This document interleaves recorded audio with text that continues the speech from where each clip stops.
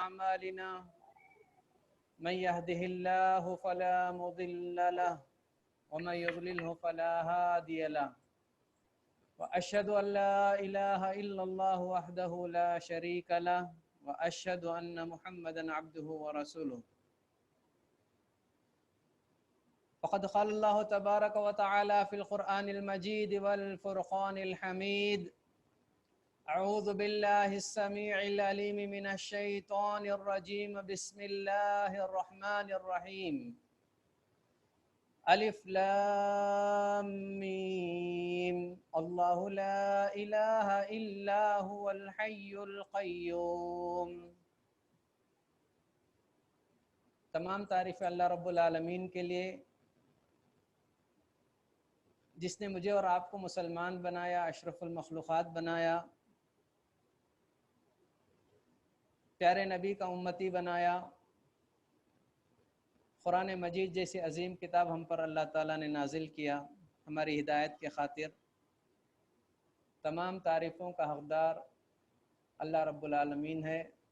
تمام تعریفیں اللہ رب العالمین کی طرف لوٹتی ہیں۔ بڑی قدرتوں والا، عظمتوں والا میرا اور آپ کا پروردگار ہے۔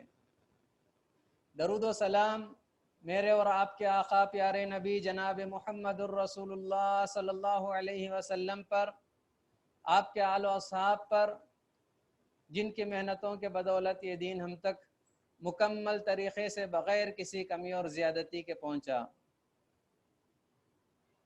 حاضرین، الحمدللہ اللہ کے فضل و کرم سے، اللہ کی رحمت سے خلاصہ کلام پاک، خلاصہ قرآن مجید کا الحمدللہ آج چوتھا سلسلہ، چوتھی کڑی کہیے یا چوتھے پارے کا انشاءاللہ آغاز ہوگا۔ کل تک ہم نے سورہ بقرہ کے تعلق سے اس کی فضیلت کیا ہے، اس کے احکامات کیا ہیں، بہت ساری باتوں کو ہم نے جانا، اور تیسرے پارے ہی میں آل عمران کا بھی تقریباً آدھا پارہ باقی رہ گیا تھا، آدھا سے پونا پارہ کے آس پاس باقی رہ گیا تھا۔ اس کے بارے میں بنیادی طور پر کچھ باتیں بتا کر انشاءاللہ چوتھے پارے میں داخل ہوں گے۔ بس خواہش یہی ہے، تھوڑا وقت زیادہ بھی ہوتا ہے، میری خواہش یہی ہے کہ زیادہ سے زیادہ قرآن مجید کے تعلق سے، اس کے احکام و مسائل اور اس کے جو واقعات عبرت کے طور پر اللہ تعالیٰ نے ہمارے لیے بتائے ہیں، اس کے بارے میں زیادہ سے زیادہ لوگوں کو، ہم تمام کو جانکاری ہو جائیں۔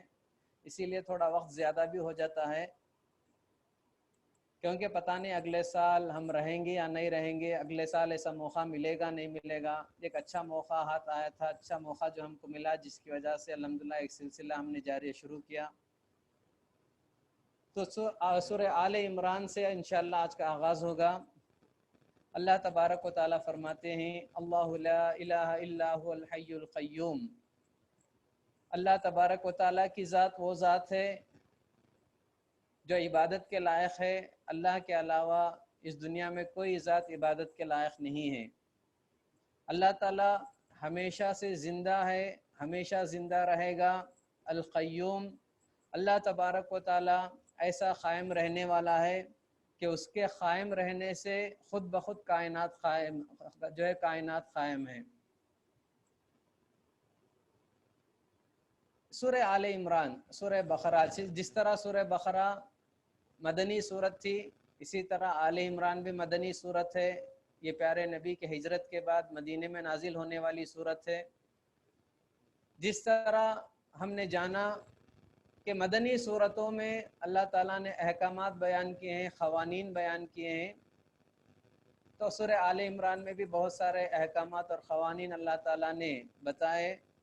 بس فرق اتنا ہے کہ سورہ بقرہ میں عام طور پر اکثر حصہ اللہ تعالیٰ نے یہودیوں کے تعلق سے نازل کیا۔ یہودیوں کے بارے میں اللہ تعالیٰ نے تفصیلی بات کہی، جیوس کے بارے میں، جبکہ سورہ آل عمران میں اللہ تبارک و تعالیٰ نے کرسچنوں کے بارے میں احکامات و قوانین و مسائل کے ساتھ ساتھ کرسچنوں کے بارے میں تفصیل کے ساتھ اللہ تعالیٰ نے گفتگو کیا۔ عیسیٰ علیہ السلام کی پیدائش کے تعلق سے، عیسیٰ علیہ السلام کی حقانیت کے بارے میں اللہ تبارک و تعالیٰ نے بہت ساری باتیں بتائی۔ اگر ہم سورہ آل عمران کو مختصر طور پر دیکھیں گے تو اللہ تبارک و تعالیٰ نے اس صورت میں اپنی قدرت کے کچھ نمونے بتائے، اپنی قدرت کے حوالے سے کچھ واقعات بیان کیے جس میں اللہ تعالیٰ نے اپنی قدرت کا کرشمہ دکھایا۔ تو اس طرح سے آل عمران میں اللہ تعالیٰ نے 4 واقعات بیان کیے، 4 واقعات سورہ آل عمران میں اللہ تعالیٰ نے بتایا جو قدرت کے نمونے کے طور پر اللہ تبارک و تعالیٰ نے ہم کو بتایا۔ اس میں پہلا واقعہ جو اللہ تعالیٰ کی قدرت کا نمونہ ہے وہ جنگ بدر ہے۔ جیسا کہ ہم سب جانتے ہیں اسلامی تاریخ کی پہلی جنگ بدر ہے، جس کے تعلق سے اللہ تعالیٰ نے قرآن مجید میں فرما دیا یوم الفرقان، جنگ بدر کا دن فرقان کا دن تھا، حق و باطل کے درمیان فرق کرنے والا دن تھا۔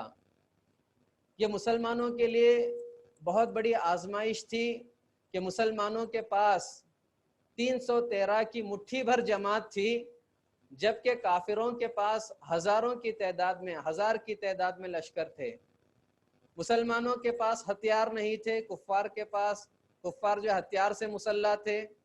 مسلمانوں کے پاس کھانے پینے کی چیزیں، غذائیات کم تھی، جبکہ کفار بڑے مزے سے کھانے پینے کی چیزیں، اناج اور غلہ لے کر آئے تھے، اور مسلمان روزے کی حالت میں تھے، جبکہ کافر مست آئے تھے، کھا پی کر آئے تھے۔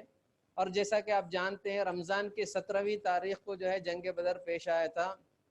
تو اس طرح سے مسلمانوں کے لیے ایک بہت بڑا امتحان تھا، لیکن اللہ تبارک و تعالیٰ نے اس مٹھی بھر جماعت کو، 313 کی تعداد والی مسلمانوں کی، ایمان والوں کی، اللہ کے نبی اور صحابہ کی اس جماعت کو اللہ تعالیٰ نے غلبہ دیا تھا، کامیابی دی تھی۔ جنگ میں مسلمان کامیاب ہوئے تھے اور کفار کے قدم اکھڑ گئے تھے، کفار ہار گئے تھے۔ یہ بظاہر ایک ناممکن چیز جو نظر آ رہی تھی، لیکن اللہ تعالیٰ کی تائید، اللہ تعالیٰ کی مدد سے اللہ تبارک و تعالیٰ نے مسلمان کو جنگ بدر میں کامیابی عطا فرمایا۔ اور اللہ تبارک و تعالیٰ نے اس جنگ میں فرشتوں کو نازل کیا تھا، اور فرشتے پہلی مرتبہ لڑنے کے لیے جنگ کے میدان میں اترے تھے، اور فرشتوں کو معلوم بھی نہیں تھا کہ کیسے لڑنا ہے، کیسے قتل کرنا ہے، کیونکہ ان کو تو عبادت کا طریقہ ہی معلوم تھا۔ اللہ نے جیسا عبادت کرنے کو کہا تھا صرف ویسے ہی عبادت کرتے تھے۔ تو اللہ تبارک و تعالیٰ نے بتایا فرشتوں کو کیسے قتل کرنا ہے، فَاضْرِبُوا فَوْقَ الْأَعْنَاقِ وَاضْرِبُوا مِنْهُمْ كُلَّ بَنَانٍ، گردنوں پہ مارو، پوروں پہ مارو۔ اللہ تبارک و تعالیٰ نے فرشتوں کو سکھایا۔ یہ پورا واقعہ اللہ تبارک و تعالیٰ نے آل عمران میں بتایا، اور بتایا کہ اللہ تعالیٰ کی قدرت کے لیے کوئی چیز ناممکن نہیں۔ 313 کی معمولی جو کمزور، بظاہر کمزور جماعت تھی، اللہ تعالیٰ نے ایمان کی قوت تو ان کو دی تھی، لیکن بظاہر نہ ان کے پاس ہتھیار تھا، نہ ان کے پاس لوگوں کی تعداد تھی، اور نہ ہی ان کے پاس اناج اور غلہ تھے، روزے کی حالت میں لڑ رہے تھے۔ اللہ تبارک و تعالیٰ نے مسلمانوں کو کامیاب کر کے اپنی قدرت کا ایک کرشمہ دکھایا تھا۔ یہ ایک واقعہ اللہ نے سورہ آل عمران میں یہ بات بتائی۔ دوسری بات سورہ آل عمران میں اللہ تعالیٰ نے جو بتائی وہ حضرت مریم علیہ السلام کا واقعہ۔ مریم علیہ السلام زیادہ وقت بیت المقدس میں اعتکاف کے لیے ایک جگہ مقرر تھا، وہاں جا کر عبادت میں لگی رہتی تھی، ہمیشہ عبادت میں رہنا ان کا کام تھا، عبادت میں ہی لگی رہتی تھی۔ اور حضرت زکریا علیہ السلام جو ان کے رشتے میں ماموں یا خالو تھے، ان کے کھانے پینے کے نگران تھے، ان کے کھانے پینے کی ذمہ داری حضرت زکریا علیہ السلام کی تھی۔ تو حضرت زکریا علیہ السلام ایک مرتبہ حضرت مریم علیہ السلام کے پاس جب آتے ہیں، اس وقت جب حضرت مریم علیہ السلام عبادت میں مصروف تھی، تو عجیب ایک منظر دیکھتے ہیں۔ وہ منظر کیا تھا کہ بے موسم کے پھل حضرت مریم علیہ السلام کے پاس تھے، بے موسم کے پھل۔ آج کے زمانے میں مشکل نظر نہیں آتا، یعنی ہم لوگ کیمیکل کے ذریعے سے ہر موسم میں آم اگا سکتے ہیں، ہر موسم میں جام کی پیداوار ہو جاتی ہے، لیکن وہ زمانہ تھا آرگینک، اور وہ زمانہ تھا صرف موسم کے پھل موسم میں ملتے تھے۔ آم کے موسم میں آم ملتا تھا، جام کے موسم میں جام ملتا تھا، بے موسم کے پھل اس وقت ملتے نہیں تھے۔ لیکن حضرت زکریا علیہ السلام نے دیکھا کہ حضرت مریم علیہ السلام کے پاس بے موسم کے پھل تھے، جو موسم ہی نہیں چل رہا تھا وہ پھل ان کے پاس موجود تھے۔ تو حضرت مریم سے انہوں نے دریافت کیا انا لکی ھذا یا مریم انا لکی ھذا، اے مریم یہ بے موسم کے پھل تمہارے پاس کیسے آ گئے، جبکہ کھانے پینے کی ذمہ داری میں ہے، میں جو لاتا ہوں وہی تم کھاتی ہو، میں جو لاتا ہوں وہی پیتی ہو۔ تو اس کے بعد انہوں نے کہا قالت من عند اللہ، یہ جو ہے اللہ تعالیٰ کے طرف سے، اللہ تعالیٰ نے میرے لیے کھانے کا انتظام کیا۔ اللہ نے یہ دوسرا واقعہ جو قدرت کا ایک کرشمہ تھا اللہ تعالیٰ نے سورہ آل عمران میں بتایا۔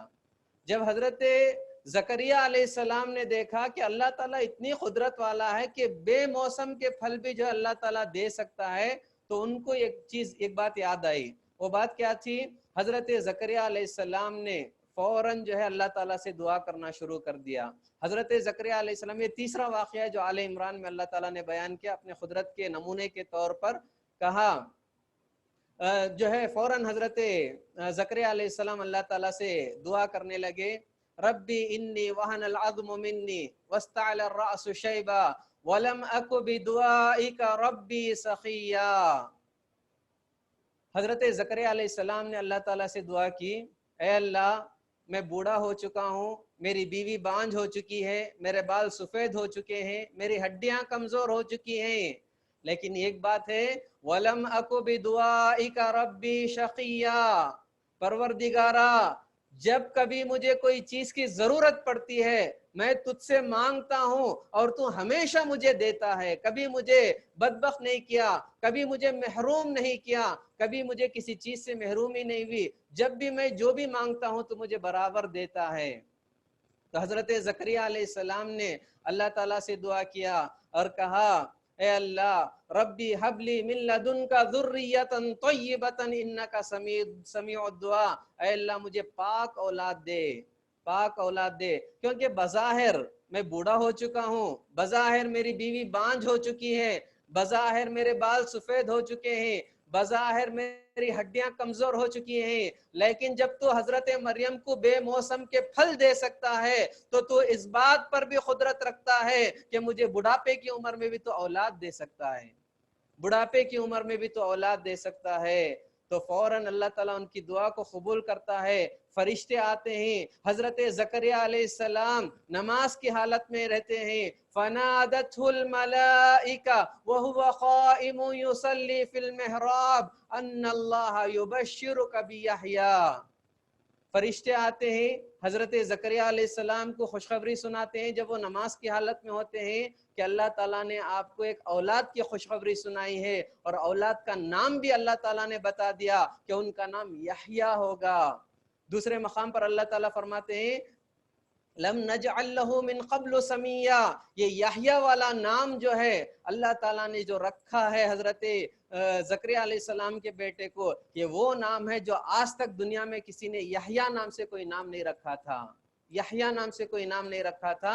تو اللہ تبارک و تعالیٰ جب دینے پر آتے ہیں تو اولاد بھی دیتے ہیں اور اولاد کا نام بھی اللہ تعالیٰ خود بتا دیتے ہیں۔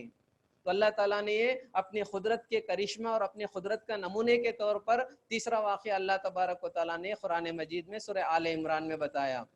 سورہ آل عمران میں جو اللہ تبارک و تعالیٰ نے چوتھا واقعہ جو بیان کیا وہ حضرت عیسیٰ علیہ السلام اور مریم علیہ السلام کا ہے۔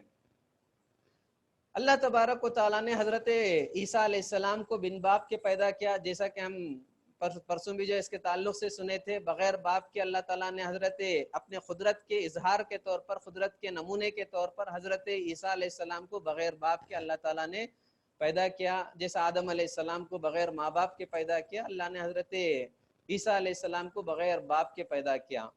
اور حضرت مریم علیہ السلام جب حاملہ ہوتی ہیں گھبرا گئی، پریشان ہو گئی، تو اللہ تبارک و تعالیٰ نے کہا کہ بستی سے باہر آ جاؤ، وہ بستی سے باہر آ گئی۔ اللہ نے ان کے لیے کھجور کے درخت کا انتظام کیا کہ اس سے کھائیں، اور ان کے لیے نہر کا انتظام کیا کہ ان کے پانی کا انتظام ہو جائیں۔ بچے کو پیٹ میں رکھ لے کر وہ جو ہے اس کھجور کے درخت کو کھا لیا کرتی تھی، پانی پی لیا کرتی تھی، تو اس طرح سے جو ہے وہ اپنے حمل کی مدت پوری کرتی ہیں، زچگی ہو جاتی ہے، ڈیلیوری ہو جاتی ہے۔ اب اللہ تعالیٰ کا حکم ہوتا ہے کہ اب بستی والوں کے پاس واپس جاؤ، بستی والوں کے پاس واپس جاؤ۔ حضرت مریم گھبرا گئی، حضرت مریم جو ہے مریم علیہ السلام پریشان ہو جاتی ہیں، اب میں بستی والوں کے پاس جاؤں گی تو بستی والے کیا کہیں گے، کیونکہ آج تک نہ میری شادی ہوئی ہے اور جو ہے بچہ آ گیا تو جو ہے ایک بہت بڑا مسئلہ کھڑا ہوگا، میں کیا جواب دوں گی۔ تو اللہ تبارک و تعالیٰ نے کہا مریم علیہ السلام گھبرانے کی ضرورت نہیں، جب کوئی تم سے کوئی سوال کرے تو بچے کی طرف اشارہ کر دینا، آگے بچہ جواب دے دے گا، بچے کی طرف اشارہ کر دینا۔ حضرت مریم علیہ السلام اللہ تعالیٰ نے جو الہام کیا تھا اس الہام کی بنیاد پر جاتی ہیں، بستی والوں کے پاس جاتی ہیں۔ جب بستی والوں نے حضرت مریم علیہ السلام کے ہاتھ میں بچے کو دیکھتے ہیں تو برا بلا کہنا شروع کر دیتے، تانے بکنا شروع کر دیتے، کوسنا شروع کر دیتے۔ اللہ نے ان کے تانے کو بھی قرآن مجید میں فرمایا، یا اخت ہارون ما کان ابوک امرأ سوء وما کانت امک بغیہ، اے ہارون کی بہن، نہ تیرا باپ برا انسان تھا نہ ہی تیری ماں بد چلن تھی، تو نے کیسے ایسے حرکت کر دیا کہ بغیر شادی کے تیرے پاس اولاد آ گئی۔ حضرت مریم جیسے ہی بستی والوں نے سوال کیا، اللہ تعالیٰ کے حکم کے مطابق فاشارت الیہ، بچے کی طرف انہوں نے اشارہ کر دیا، تو بستی والوں نے کہا کیف نکلم من کان فی المہد صبیا، اے مریم کہیں مذاق تو ہم سے نہیں کر رہی ہے؟ بچہ، شیرخوار بچہ، دودھ پینے والا بچہ جو تمہاری گود میں ہے وہ کیسے بات کر سکتا ہے؟ تو اس طرح سے اگر ہم دیکھیں گے قرآن کی آیتوں اور حدیث کی روشنی میں اگر ہم دیکھیں گے تو دنیا میں 3 بچے ایسے ہیں جو ماں کی گود میں دودھ پینے کی حالت میں ماں کی گود میں جو ہے انہوں نے بات چیت کی، شیرخوار بچوں نے جو بات چیت کی، انشاءاللہ آگے تفصیلات بتائیں گے۔ پہلے ان میں سے ایک حضرت عیسیٰ علیہ السلام ہے۔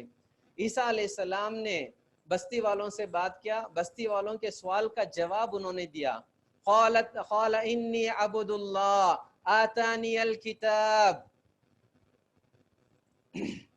وجعلنی مبارکن اینما کنت واوصانی بالصلاة والزکاة ما دمت حیا۔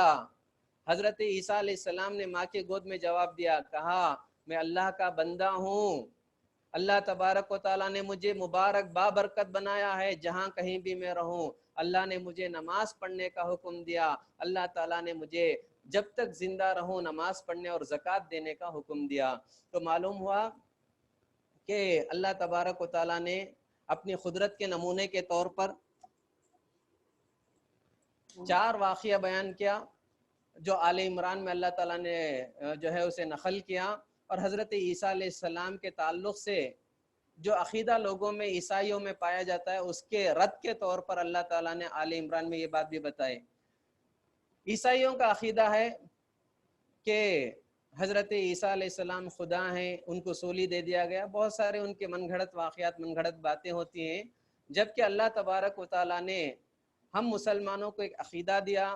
ہمارا عقیدہ خاص کر اہل سنت والجماعت کا یہ عقیدہ ہے ہمارا کہ عیسیٰ علیہ السلام انتقال نہیں کر گئے، عیسیٰ علیہ السلام اللہ تعالیٰ نے آسمان پر ان کو اٹھا لیا، وما صلبوہ وما قتلوہ وما صلبوہ ولکن شبہ لہم، نہ انہوں نے حضرت عیسیٰ کو قتل کیا، نہ انہوں نے حضرت عیسیٰ علیہ السلام کو سولی پر چڑھائی، ولکن شبہ لہم، ان کو جو ہے یہ بات مشتبہ ہو گیا، بر رفعہ اللہ الیہ، اللہ تعالیٰ نے ان کو اپنے پاس آسمان میں اٹھا لیا۔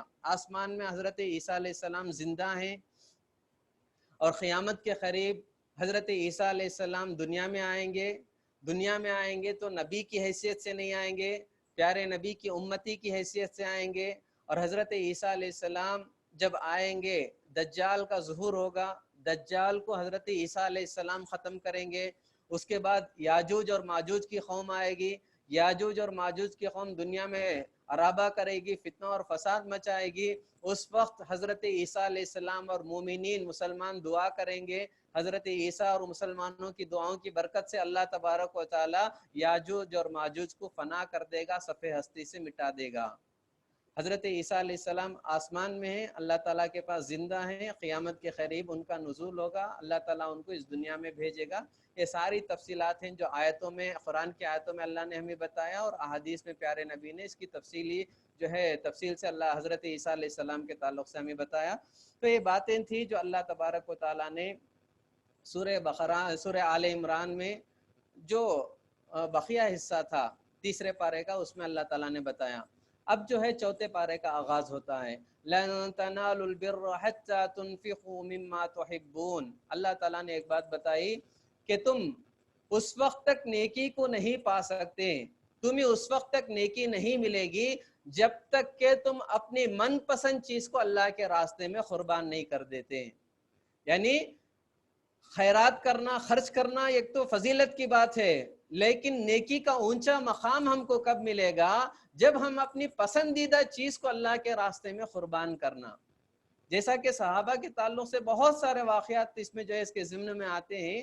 مختصر طور پر ایک واقعہ، ایک صحابی تھے، ان کے پاس ایک باغ تھا جس باغ کا نام بیروہا تھا. یہ ان کو بہت پسندیدہ باغ تھا. اس میں اچھے کھجور بھی اگتے تھے، اس میں کنواں بھی تھا جہاں پانی جو ہے میسر ہوتا تھا، باغ کو سینچا جاتا تھا، بہت پانی کا بھی انتظام تھا. اللہ کے رسول کو باغ پسند اس لیے تھا، اللہ کے رسول جو ہے جاتے تھے اس باغ سے کھجور کھایا کرتے تھے پسند سے، اور اس کنویں سے جو ہے ٹھنڈا پانی اللہ کے نبی پیتے تھے. تو وہ صحابی نے کیا کیا کہ بیروہا نامی باغ کو پیارے نبی کے لیے وقف کر دیا. جو اپنی پسندیدہ چیز تھی اللہ کے راستے میں انہوں نے خرچ کر دیا، قربان کر دیا. تو یہ جو ہے یہ اہم چیز ہے. ہم کیا کرتے ہیں، جو ہم کھانے کے بعد جو بچتا ہے اسے اٹھا کر خیرات سمجھ کر دیتے ہیں، جو پہننے کے بعد بوسیدہ ہو جاتا ہے وہ اٹھا کر دوسروں کو دے کر نیکی کی جو ہے توقع رکھتے ہیں. نیکی تو ضرور مل جائے گی، لیکن نیکی کب ملے گی؟ جو چیز ہم اپنے لیے پسند کرتے ہیں وہ چیز اللہ کے راستے میں خرچ کریں گے تو یہ نیکی کا اونچا مقام ہم کو ملے گا، یہ نیکی کا جو ہے اعلیٰ مقام ہم کو ملے گا. تو ہم جو ہے اپنی پسندیدہ چیزوں کو اللہ کے راستے میں قربان کرنے کی عادت ڈالیں. تو اللہ تبارک و تعالیٰ نے یہ بات بتائی، لن تنالوا البر حتى تنفقوا مما تحبون. اس کے بعد کچھ آیتوں کے بعد اللہ تبارک و تعالیٰ نے ایک اور بات بتائی. کیا؟ ان اول بیت وضع للناس للذی ببکۃ مبارکا وہدی للعالمین فیہ آیات بینات مقام ابراہیم ومن دخلہ کان آمنا. اللہ تبارک و تعالیٰ نے کہا اس دنیا میں اللہ کی عبادت کے خاطر جو سب سے پہلا گھر بنایا گیا وہ کعبۃ اللہ ہے. آدم علیہ السلام نے اپنے بیٹے کے ساتھ اسے بنایا، اس سے پہلے اللہ تعالیٰ نے فرشتوں کے ذریعے سے کعبۃ اللہ کی تعمیر کر دیا. اس کے بعد آدم علیہ السلام کے زمانے میں آدم علیہ السلام نے اپنے بیٹے کے ساتھ جو ہے کعبۃ اللہ کی تعمیر کی. اس کے بعد جو ہے طوفان نوح کے بعد پھر سے جو ہے اسے بنایا گیا. حضرت ابراہیم علیہ السلام اس کو پہلے بنانے والے نہیں تھے، حضرت ابراہیم علیہ السلام اور اسماعیل علیہ السلام نے اس کو تجدید کیا، نئے سرے سے اس کو بنایا تھا. تو اللہ تبارک و تعالیٰ نے کہا کہ سب سے پہلا گھر جو اس دنیا میں عبادت کے طور پر بنایا گیا، سب سے پہلی مسجد جو بنائی گئی وہ کعبۃ اللہ ہے، جو اللہ تبارک و تعالیٰ نے مکے کی سرزمین میں رکھا ہے. اور اس میں بہت ساری نشانیاں ہیں، بہت ساری نشانیاں. کیا کیا نشانیاں؟ اللہ نے کہا فیہ آیات بینات مقام ابراہیم، اس میں ایک مقام ابراہیم بھی ہے. جیسا کہ آپ دیکھ سکتے ہیں کعبۃ اللہ کے دروازے کے سامنے کچھ ڈسٹنس میں جو ہے کچھ 500 میٹر کے ڈسٹنس میں جو ہے ایک مقام ابراہیم کی شکل میں، ایک پنجرے کی شکل میں ہے، گلاس لگا ہوا ہے. اس میں جو ہے حضرت ابراہیم علیہ السلام کے پیروں کے نشانات ہیں. اصل میں یہ پتھر ہے، یہ وہ پتھر ہے جو کعبۃ اللہ کی تعمیر کے وقت حضرت ابراہیم علیہ السلام اس پتھر پر کھڑے ہوئے تھے. نیچے حضرت یونس علیہ السلام سیمنٹ اور گارا ملا کر اینٹ اٹھا کر دیتے تھے. حضرت ابراہیم علیہ السلام اس پتھر پر کھڑے ہوتے تو یہ پتھر لفٹ کا کام کرتا تھا، پتھر اوپر جاتا تھا نیچے آتا تھا تو لفٹ کا کام کرتا تھا. اور حضرت ابراہیم علیہ السلام کے پیروں کے نشانات آج تک بھی اس پتھر میں موجود ہیں، اسی کو مقام ابراہیم کہا گیا. اور اس طرح سے جو ہے کعبۃ اللہ میں جو اللہ نے کہا کہ بہت ساری نشانیاں، فیہ آیات بینات، بہت ساری نشانیات ہیں. وہیں قریب میں زمزم کا کنواں ہے، اسی کے قریب میں صفا اور مروہ کی پہاڑی ہے. یہ صفا اور مروہ کی وہ پہاڑی ہے جہاں ننھے سے بچے کی پیاس بجھانے کے لیے حضرت ہاجرہ علیہ السلام نے 7 مرتبہ چکر لگائی تھی، اس پہاڑ سے اس پہاڑ، اس پہاڑ سے اس پہاڑ. تو یہ صفا اور مروہ کی پہاڑی جہاں حضرت ہاجرہ علیہ السلام نے بچے کی تڑپ میں جو چکر لگائی تھی، اللہ نے اسے شاعر کر دیا، حاجیوں کے لیے ایک حج کا رکن بنا دیا، عمرہ کرنے والوں کے لیے رکن بنا دیا کہ صفا اور مروہ کے درمیان صحیح کرنا ہے. اسی طرح سے آپ دیکھ سکتے ہیں مکے میں مینا ہے، مزدلفہ ہے، عرفہ ہے، یہ تمام کے تمام جو ہے اللہ تعالیٰ کے شعائر اور اللہ تعالیٰ کی نشانیوں میں سے ہے، جو اللہ تبارک و تعالیٰ نے آل عمران میں اس کا تذکرہ کیا، اس کے بارے میں بتایا. اس کے بعد جب ہم دیکھتے ہیں تو اللہ تبارک و تعالیٰ نے امت محمدیہ کی خصوصیت بیان کی. उम्मत मुहम्मदिया की खुसूसियत क्या है? कुंतुम खैरा उम्मतिन उखरिजत लिन्नास तअमुरून बिल मारूफ व तनहौना अनिल मुनकर व तुमिनून बिल्लाह। अल्लाह ताला ने कहा तुम सबसे बेहतरीन उम्मत हो। मूसा की भी उम्मत आई, ईसा की भी उम्मत है अलैहिमुस्सलाम, हज़रत शुआइब की भी उम्मत है, हज़रत इब्राहीम अलैहिस्सलाम की भी उम्मत और उनकी भी कौम थी।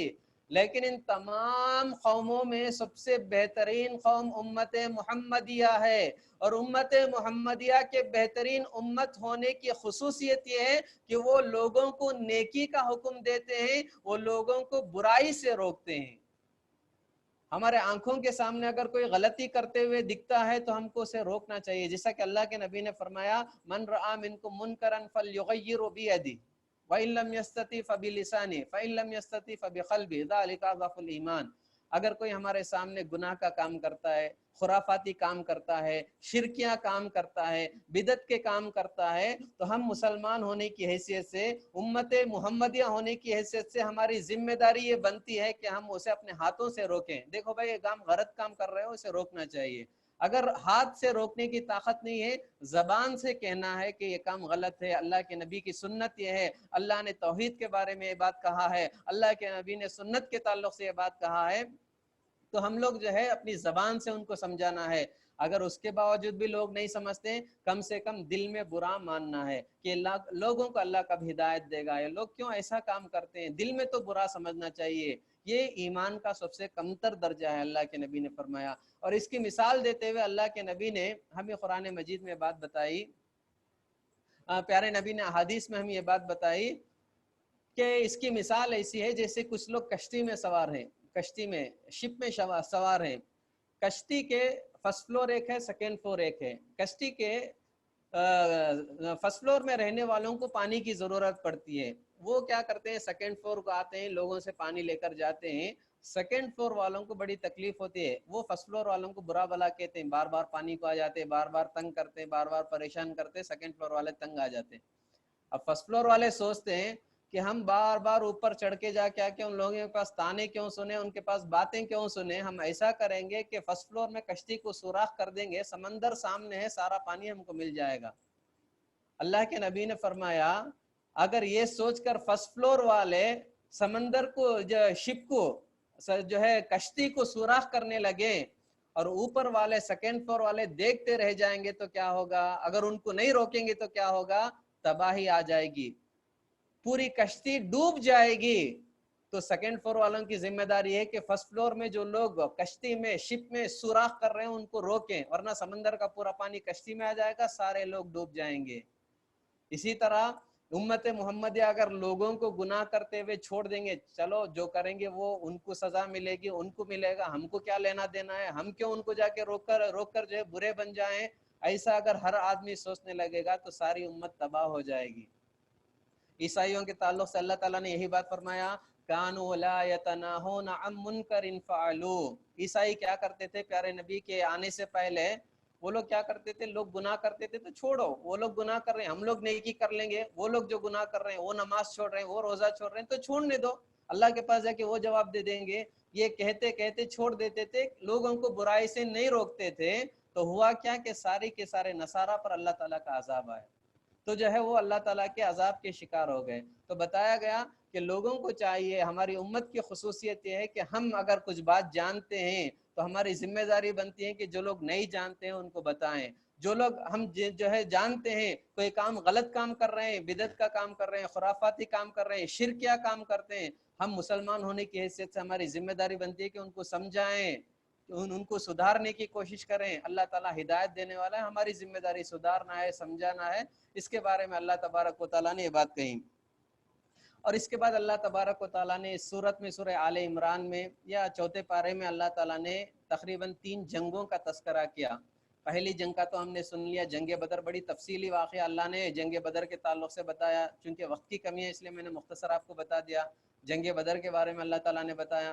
दूसरा जंग उहद के बारे में अल्लाह ताला ने आले इमरान में बताया। जंग उहद के बारे में क्या, मदीने के 4-5 किलोमीटर के डिस्टेंस पर एक पहाड़ है जिसे जबल उहद कहा जाता है, उहद का पहाड़। और ये उहद का पहाड़ तकरीबन मक्के मदीने के सबसे बड़ा पहाड़ है। اور ڈیامیٹر اس پہاڑ کا جو ہے تقریباً 8 کلومیٹر کا ہے. اس کا ڈیامیٹر جو ہے تقریباً 8 کلومیٹر کا اتنا بڑا پہاڑ ہے. اور اللہ کے نبی کو اس پہاڑ سے بڑی لگاؤ تھا, بڑی محبت تھی. جیسا کہ حدیث میں آتا ہے کہ ہم احد سے محبت کرتے ہیں, احد کا پہاڑ ہم سے محبت کرتا ہے.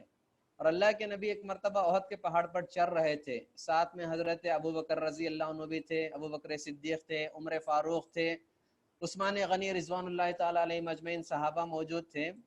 تو پیارے نبی جب احد کے پہاڑ پر چڑھ رہے تھے تو احد کا پہاڑ حرکت کرنے لگا, ہلنے لگا. تو اللہ کے نبی نے کہا اے پہاڑ رک جا, کیا تجھے معلوم نہیں کہ تیرے پیٹھ پر ایک نبی ہے, ایک صدیق ہے اور 2 شہید ہے, و شہیدان 2 شہید ہے. اللہ کے نبی نے حضرت عمر اور حضرت عثمان رضی اللہ تعالیٰ عنہما کی شہادت کی پیشن گوئی پہلے سے ہی دے دی. اس کا مطلب اللہ کے نبی غیب کا علم جاننے والے تھے ایسا نہیں ہے. اللہ کے نبی کو اللہ تعالیٰ کچھ علم دیتا تھا جس کے ذریعے سے اللہ کے نبی جو ہے اپنی امت کو بتاتے تھے. تو یہ پیشن گوئی کہتے ہیں, پیشن گوئی اللہ کے نبی نے دیا کہ حضرت عمر اور حضرت عثمان رضی اللہ تعالیٰ عنہ شہید کر دیے جائیں گے. آگے چل کر جو ہے بالکل ویسا ہی ہوا. اور جنگ موتا میں اللہ کے نبی نے صحابہ کے تعلق سے سردار مقرر کیے, امیر مقرر کیے. تو جو جیسا لمبا واقعہ ہے تو ویسے ہی ہوا تھا جیسا کہ اللہ کے نبی نے پیشن گوئی دی تھی. اس کا مطلب اللہ کے نبی عالم الغیب تھے ایسا نہیں ہے, بلکہ پیشن گوئی اللہ تعالیٰ نے جو بات بتایا وہ اپنی امت کو پیارے نبی بتاتے تھے.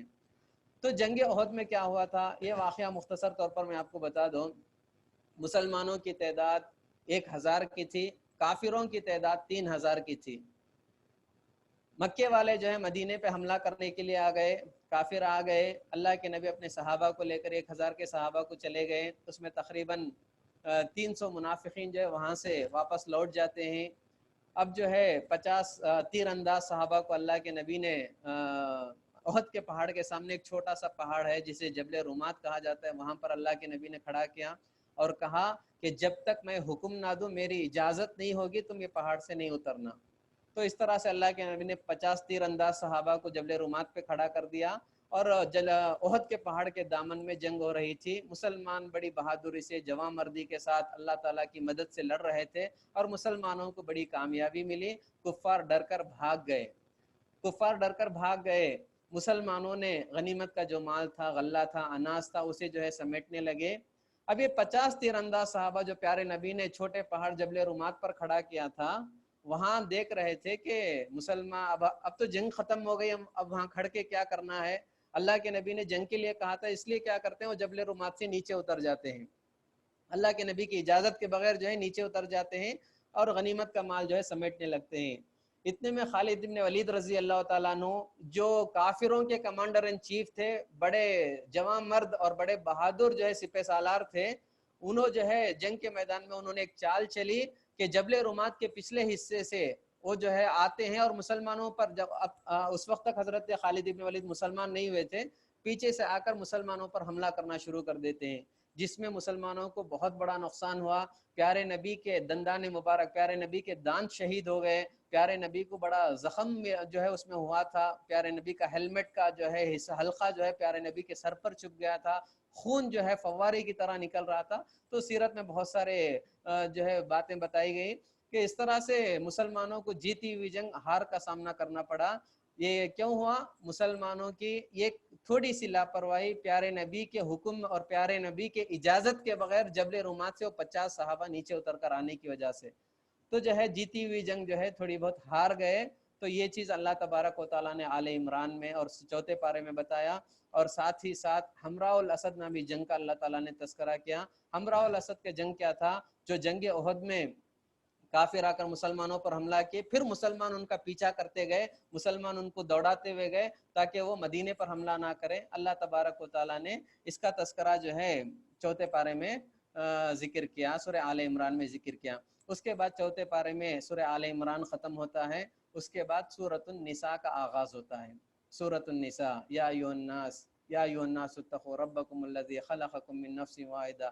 تو اس میں بھی اللہ تبارک و تعالیٰ نے بہت سارے احکامات اور قوانین بیان کیے. احکامات کی اگر ہم بات کریں گے تو یہ سورۃ النساء, حضرت عمر رضی اللہ تعالیٰ عنہ کی ایک روایت ہے جس میں فرماتے ہیں اپنے گھر کی عورتوں کو سورۃ النساء, سورۃ النور اور سورۃ الاحزاب کی تلاوت جو ہے زیادہ پڑھنے اور اس پر عمل کرنے کے لیے ابھارا کرو, کیونکہ سورۃ النساء، سورۃ الاحزاب اور سورۃ النور اس میں عورتوں کے مسائل زیادہ بیان کیے گئے ہیں، عورتوں کے لیے بہت سارے احکامات اللہ تعالیٰ نے جو نازل کیے ہیں۔ اور سورۃ النور، سورۃ النساء، سورۃ النساء کا مطلب کیا؟ عورتوں کے نام سے اللہ نے ایک سورت رکھ دی۔ جیسا کہ آپ جانتے ہیں اسلام سے پہلے عورتوں کو ایک استعمال کی چیز سمجھا جاتا تھا، عورتوں پر ظلم ہوتے تھے، عورتوں کو جو ہے ایک شیطان کی بہن کہا جاتا تھا، عورتوں کو جو ہے کوئی ایک مقام ہی نہیں دیا گیا تھا۔ لیکن اسلام ہی ایک پہلا ایسا مذہب ہے جس نے عورتوں کو اونچا مقام دیا۔ کتنا اونچا مقام دیا؟ اسلام نے کہا کہ عورت جب ماں ہوتی ہے تو ماں کے قدموں کے نیچے جنت قرار دیا، عورت جب بیٹی ہوتی ہے یا بہن ہوتی ہے تو اس کے نکاح کرنے پر ماں باپ کے لیے، بھائی کے لیے جو ہے جنت کی خوشخبری سنائی گئی۔ یہی عورت جب بیوی بنتی ہے اور بہترین بیوی بنتی ہے تو خیر متاع الدنیا المرأۃ الصالحہ، دنیا ایک ساز و سامان فائدہ اٹھانے کی چیز ہے اور اس میں بہترین متاع عورت ہے۔ تو اسلام نے عورت کو کتنا اونچا مقام دیا، کبھی جنت اس کے پیروں کے تلے لا لیا، کبھی جو ہے جنت اس کی نکاح کرنے پر جو ہے قرار دے دیا گیا۔ تو جو ہے اتنی بڑی چیز، عورت کو اتنا بڑا مقام اسلام نے دیا۔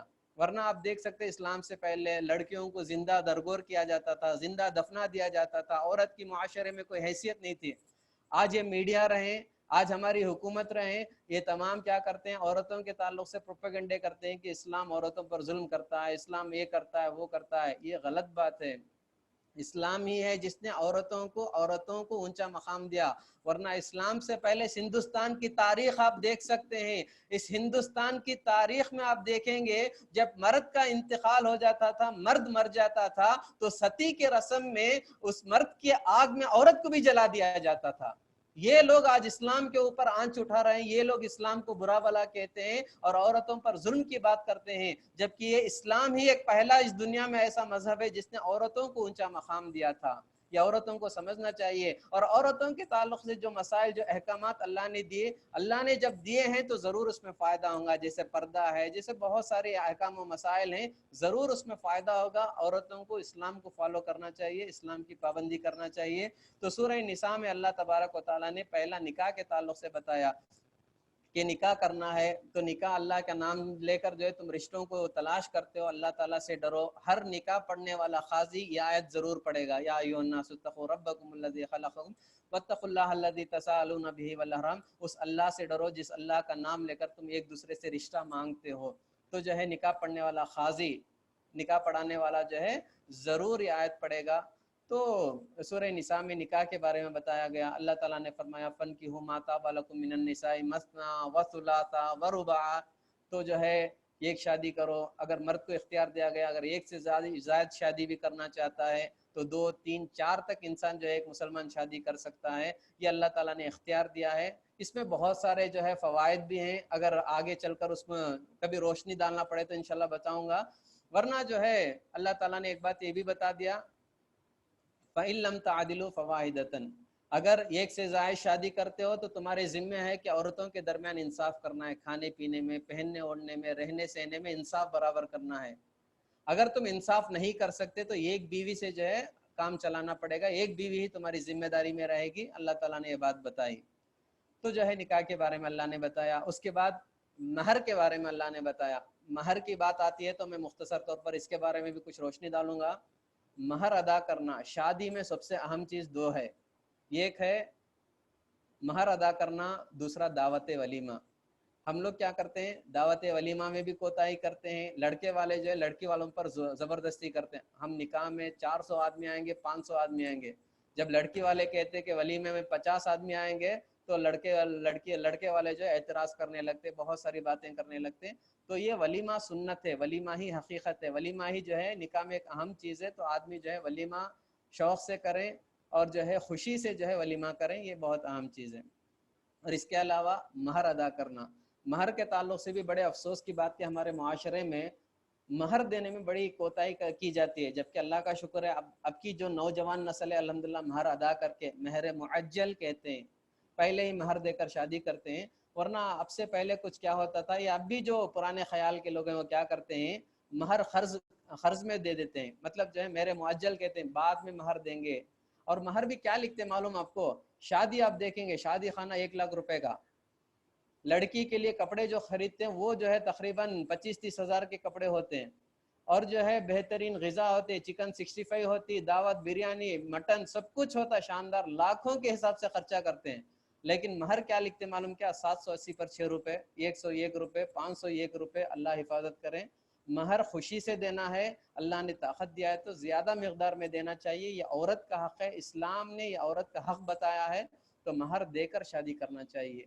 مہر کے بغیر شادی کرنے کا رسم اور رواج ہمارے اندر جو پایا جاتا ہے اسے ختم کرنا ہے۔ بعض جگہ پر یہ بھی دیکھا گیا، جب کل خرچ کی بات آئی تو یہ بھی بتانا تھا کہ کئی لوگ جو ہے شادی کرتے ہیں، لاکھوں روپے خرچ کر کے شادی کرتے ہیں، اور جو ہے بیوی بچوں کو زندگی بھر چلاتے ہیں، لیکن وہ مہر کا جو مقدار ہوتا ہے وہ ادا نہیں کرتے۔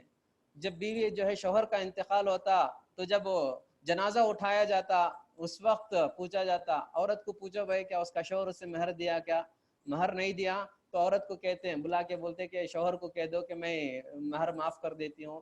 تو یہ بہت بڑی گھناؤنی حرکت ہے، غلط کام ہے، ایسا سب نہیں کرنا چاہیے۔ مہر ادا کر کے شادی کرنا یہ سنت ہے، اور جو ہے اس میں بڑی برکتیں بھی ہوں گی، تو آدمی اس کا اہتمام کریں۔ ہر گھر میں جب شادی ہوتی ہے تو اپنے کھانے پینے کے خرچوں میں تھوڑا کم کر لیجئے، لیکن ضرور لڑکی والوں کو مہر دینا۔ آج الٹا ہو گیا، لڑکے والے لڑکی والے کو مہر دے کے جو شادی کرنے کا سسٹم اسلام نے بتایا، آج کیا ہو گیا؟ مہر نہیں دیتے ہیں بلکہ لڑکی والوں سے لوٹنے کی کوشش کرتے ہیں۔ لڑکی والوں کو ڈرا ڈرا کر مجھے یہ چاہیے، اے سی چاہیے، فریج چاہیے، بیرو چاہیے، پلنگ چاہیے، تو اس طرح ڈرا ڈرا کر ان سے لوٹتے ہیں، جبکہ اسلام کہتا ہے کہ شادی کرتے وقت لڑکا کو لڑکی کے لیے مہر دے کر شادی کرنا چاہیے۔ تو یہ بہت ساری لمبی باتیں ہیں، مختصر طور پر میں نے آپ کے سامنے بتائی۔ اس کے بعد اللہ تبارک و تعالیٰ نے یتیموں کے تعلق سے بتایا۔ یتیم اگر گھر میں کسی کا انتقال ہو جاتا ہے، اگر اس کے بچے ہیں تو اس کا جو گارڈین ہوتا، یعنی بھائی ہے، بھائی کا انتقال ہو گیا، اس کے بچے ہیں، تو بھائی کے ذمہ ہوتا ہے کہ ان چھوٹے بچوں کی دیکھ بھال کرے، یا جو ہے جو بھی گھر کے بڑے ہوں گے جن کو اللہ نے حیثیت طاقت دی ہے وہ ان کی دیکھ بھال کریں، یتیموں کی پرورش کریں۔ اللہ کے نبی نے بڑی فضیلت بتائی، کہا انا وکافل الیتیم کہاتین فی الجنہ، میں اور یتیم کی کفالت کرنے والا جنت میں اس طرح 2 انگلیوں کے قریب ہوں گے جس طرح ایک دوسرے سے قریب ہوتے ہیں۔ تو یتیم کی کفالت کرنا اسلام میں اس کا بہت بڑا مقام ہے۔ تو آدمی جو ہے سوچے بغیر، کوئی دوسری یہ کرنے کے بغیر جو ہے آگے بڑھ کر کوئی فائدہ دیکھے بغیر جو ہے اس یتیموں کی جو ہے کفالت کرنا یہ بہت اہم اور بہت ضروری چیز ہے۔ اس کے علاوہ اگر ہم بات کریں یتیم کا، اگر یتیم بچوں کے ماں باپ نے کوئی پراپرٹی، کوئی پیسے، کوئی جائیداد اگر چھوڑی ہے تو اس کی حفاظت کرنا اس کے گارڈین کی ضرورت ہے۔ گارڈین ماموں بھی ہو سکتا ہے، چاچا بھی ہو سکتا ہے، دادا بھی ہو سکتے ہیں، نانا بھی ہو سکتے ہیں۔ تو جو بھی گارڈین ہوں گے یتیم بچوں کی پراپرٹی کی، ان کے پیسوں کی، ان کے بیلنس کی، ان کی چیزوں کی حفاظت کرنا گارڈین کی ضرورت جو ہے، ذمہ داری ہے۔ اللہ تعالیٰ نے کہا کہ گارڈین کبھی بچوں کی پراپرٹی کو ضائع نہ کرے، بچوں کے پیسوں کو ضائع نہ کریں۔ جب وہ بلوغت کو پہنچ جائیں گے، جب بڑے ہو جائیں گے، تب جا کر ان کو ان کی پراپرٹی واپس کر دینا چاہیے، ان کے پیسے ان کو واپس کر دینا چاہیے۔ اس درمیان میں بچوں کی پرورش میں جو خرچ ہوتا ہے اگر چاہے تو اس میں سے آپ اٹھا لے سکتے ہیں، یہ الگ بات شریعت نے بتائیں۔ ورنہ کوئی جان بوجھ کر کے چھوٹا بچہ ہے اور بیوہ عورت ہے، پوچھنے والا کوئی نہیں، اس کے پیسے ہم لوٹ لیں گے، اس کی پراپرٹی ہم لوٹ لیں گے، اس کی جائیداد ہم ضبط کر لیں گے، ہڑپ کر لیں گے، اگر اس نیت سے کوئی انسان یتیموں کا پیسہ کھاتا ہے تو اللہ نے بڑی سخت وعید نازل فرمائی اور کہا ان الذين ياكلون اموال اليتامى ظلما انما ياكلون في بطونهم نارا وسيصلون سعيرا۔ اللہ تبارک و تعالیٰ نے فرمایا جو لوگ یتیموں کا مال ناحق طریقے سے، غلط طریقے سے کھا جاتے ہیں، وہ یتیموں کا مال نہیں کھا رہے ہیں بلکہ حقیقت میں وہ جہنم کی آگ کو کھا رہے ہیں، جہنم کی آگ کو اپنے پیٹ میں گٹ گٹا رہے ہیں۔ اتنا ہی نہیں وَسَيَصْلَوْنَ سَعِيرًا، جب قیامت قائم ہوگا تو ایسے یتیموں کا حق مارنے والے ظالموں کو اللہ جہنم میں داخل کرے گا۔ تو اللہ تبارک و تعالیٰ نے بڑی سخت بات کہی۔ اس کے بعد 4 پارے کے آخر میں اللہ تعالیٰ نے وراثت کے بارے میں کچھ مسئلہ بیان کیا۔ یوصیکم اللہ فی اولادکم للذکر مثل حظ الانثیین، اللہ تعالیٰ نے کہا کہ وراثت کا ایک بہت بڑا باب ہے اسلام میں کہ وارثوں کو مال جانا ہے، کن کن لوگوں کو کتنا کتنا حصہ جائے گا، یہ بہت ساری بات ہے. اس سے پہلے بنیادی بات ایک 4 بات آپ کے سامنے بیان کر دوں گا. جب ایک آدمی مرتا ہے، ایک آدمی کا انتقال ہوتا ہے، تو اس کے مال میں 4 حصے کیے جائیں گے. پہلا حصہ کیا؟ سب سے پہلے مرنے والے کی تجہیز و تکفین، کفن دفن کا جو مسئلہ ہے، کفن دفن کا جو معاملہ ہے، وہ مرحوم کے پیسے میں اگر اس کو پراپرٹی رکھا ہے، پیسے والا ہے یا پیسے اس کے پاس تھے، بینک بیلنس تھے، تو سب سے پہلے اس کے پیسے میں اس کی کفن دفن کا کام ہوگا، پہلا کام. دوسرا جو ہے، اس نے جن جن لوگوں کے پاس خرچ دیا ہوگا ان کا خرچ پھیرنا پڑے گا. مرنے والے کے پیسے میں سب سے پہلے کفن دفن کا کام ہوگا.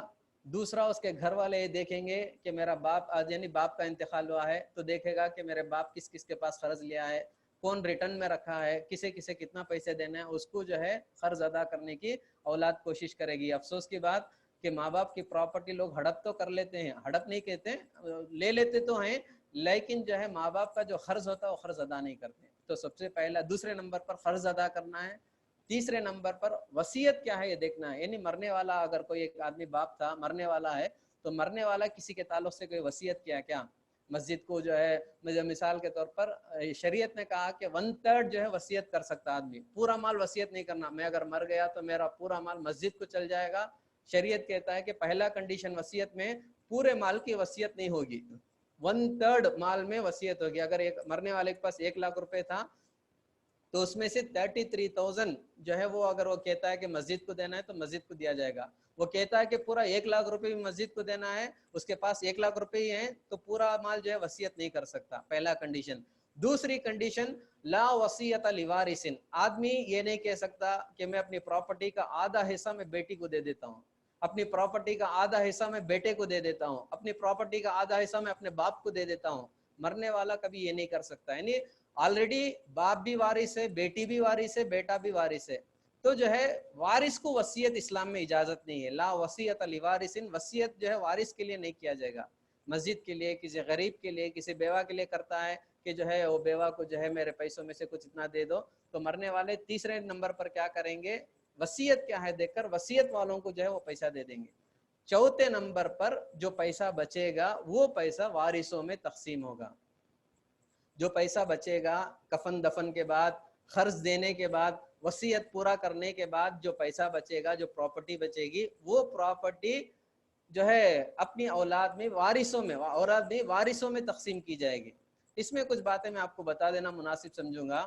اب جو ہے اسلام میں 6 لوگ ایسے ہیں جو کبھی وراثت سے محروم نہیں ہوتے. یعنی ایک آدمی مرتا ہے تو 6 لوگوں کو ضرور وراثت ملے گی. اس میں پہلا کون؟ ماں باپ ہیں. ایک آدمی مرتا ہے، اگر اس کے ماں باپ زندہ ہیں تو ضرور ماں باپ کو حصہ جائے گا، 1/6 جائے گا. خیر یہ کیلکولیشن الگ چیز ہے، اس کے بارے میں نہیں بتاؤں گا. مختصر آپ کو نالج کے طور پر، اگر ایک آدمی مرتا ہے تو اس کے ماں باپ کو مرنے والے کی پراپرٹی میں، مرنے والوں کے پیسوں میں ضرور ماں باپ اگر زندہ ہیں تو ماں باپ کو حصہ جائے گا.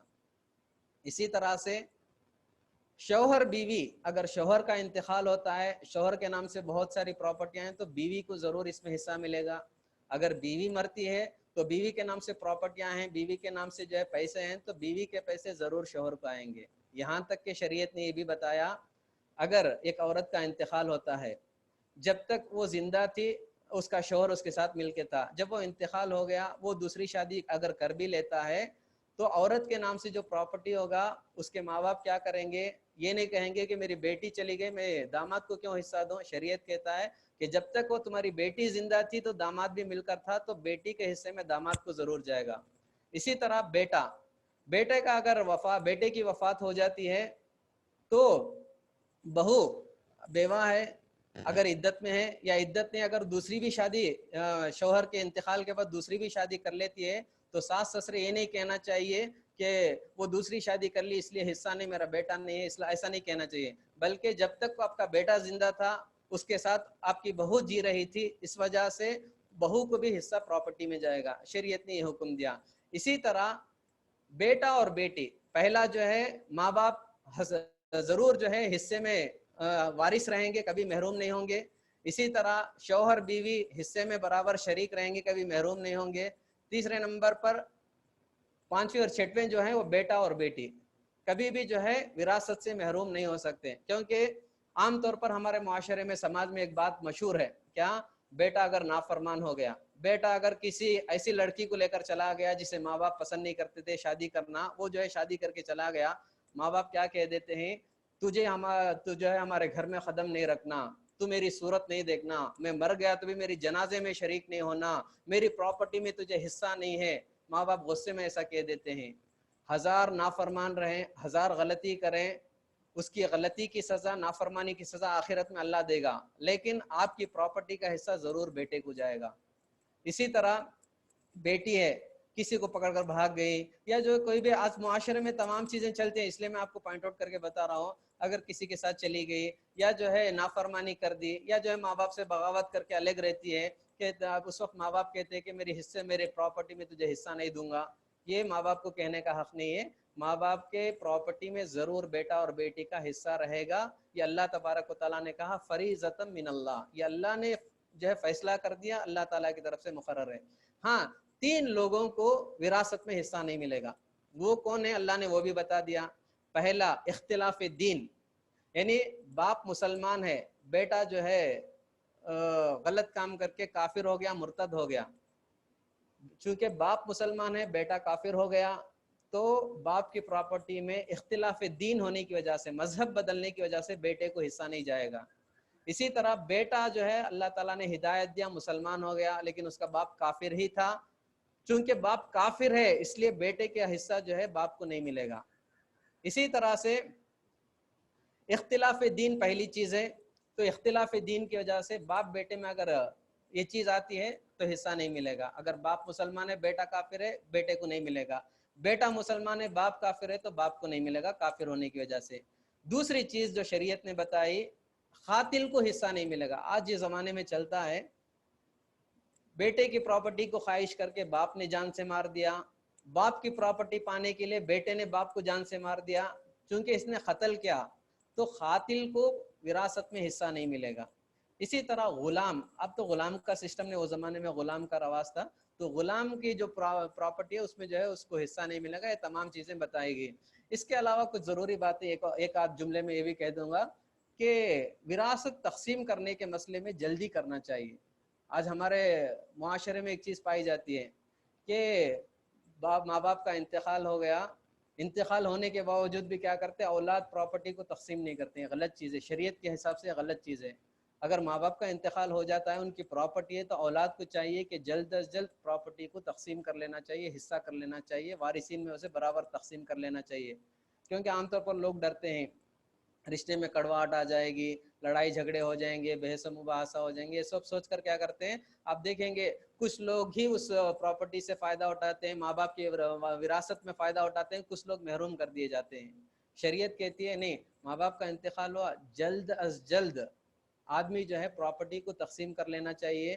کیونکہ کئی بار ایسا بھی ہوتا ہے کہ پراپرٹی کی تقسیم ہی نہیں ہوتی، جو وارث ہوتا وہ بھی مر کے چلا جاتا، اس کے بعد اس کے وارث کھڑے ہوتے ہیں، ہم نہ بھی جو ہے پراپرٹی میں حصہ ہے۔ یہ تمام جو ہے رشتے میں نفرت پیدا کرنے والی چیز ہے، لڑائی جھگڑے بڑھانے والی چیز ہے۔ تو پراپرٹی ماں باپ کے انتقال کے بعد جلد از جلد ہو جانا چاہیے، جیسا کہ اللہ نے کہا فریضۃ من اللہ، یہ اللہ تعالیٰ کی طرف سے فریضہ ہے۔ صرف نماز پڑھ لینا اس سے اسلام پورا نہیں ہو جاتا، زکوٰۃ دے لینا، روزہ رکھ لینا اس سے اسلام پورا نہیں ہو جاتا، بلکہ معاملات، معاشرت، عادتوں میں، اخلاق میں، کردار میں، ان تمام چیزوں میں بھی برابر ہونا چاہیے۔ جیسا کہ کل ہم پڑھے لیس البر ان تولوا وجوہکم قبل، نماز پڑھ لینا، روزہ رکھ لینا ہی جو ہے سچا مسلمان نہیں ہے، بلکہ ہر معاملے میں پکا ہونا چاہیے، سچا ہونا چاہیے۔